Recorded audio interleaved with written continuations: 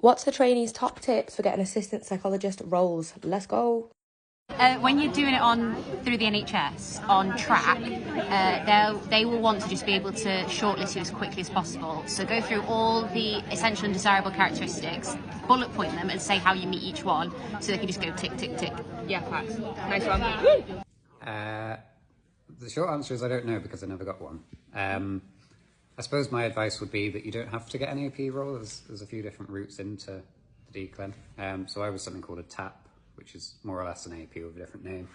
But if you have a look around, there's lots of different opportunities. You can do research, you could do, I guess some support worker roles would be quite good for it as well. So it's, yeah, there's not just one route. So if you get a bit frustrated trying to go down the AP route, I guess my advice would be to look around a bit and see how else you can get there. 100%.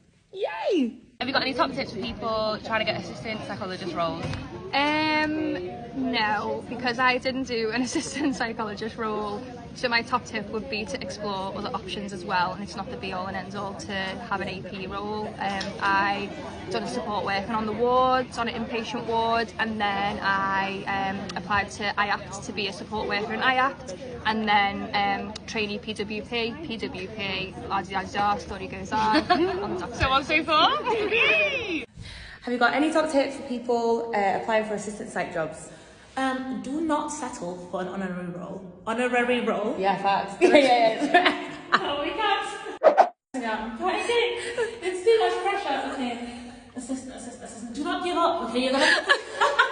It was very hard. I think I did like 200 job applications before I finally got my first post. Facts. And like a handful of interviews. I think for me, what worked was making sure that I had like a Word document with all my drafted answers, because a lot of the applications ask for the same advice or the same questions, the same like sort of experiences and stuff like that. So as long as you've just got copy and paste answers and then just tweak them to the service and stuff like that, you can bash out an application in like 15 minutes. What's your advice for people trying to get an assistant psych position? Well, I never had one, so I don't know. So what did you do? Like, what experience did you get before the course? I was actually a special needs teacher. So yeah, I was a qualified teacher for like 6 years, and then yeah, here I am. There we go. You don't always need an AP role. No, okay, do not give up. You're gonna have to do several applications. Don't just give up. Like, you're probably gonna have to do like, I don't know, 10, 20, what's it like these days? I don't know. I did like 200, I think. Yeah, okay, so even more. Don't get discouraged with rejections. It's just part of the process.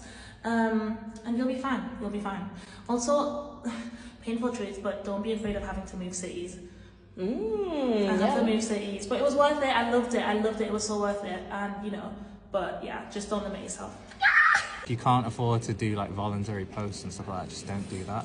Just go for like support work experience, like anything else that's clinical that might involve working with people, and you'll get loads of transferable skills. Like when I was a support worker in the community, I did lots of, like, I shadowed like the clinical psychologists in the team and stuff like that, and took a special interest in that, and then I was able to talk about that in my AP interviews anyway. So You shouldn't have to like move throughout the country and give up everything for this job, because that's a huge thing, and you need to be able to look after yourself as well. And there's so many people who don't have an AP position and get on, that there's other ways of doing it, so look after yourselves as well. But you get stuck in that cycle of feeling like you need it, feeling a lot of pressure on yourself. It's a bit of an act of rebellion to like step outside of that, to think about you and put your own needs first.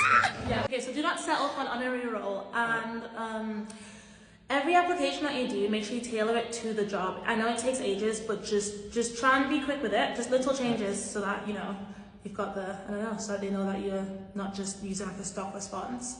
And that is it from us. Hope this is helpful. Bye.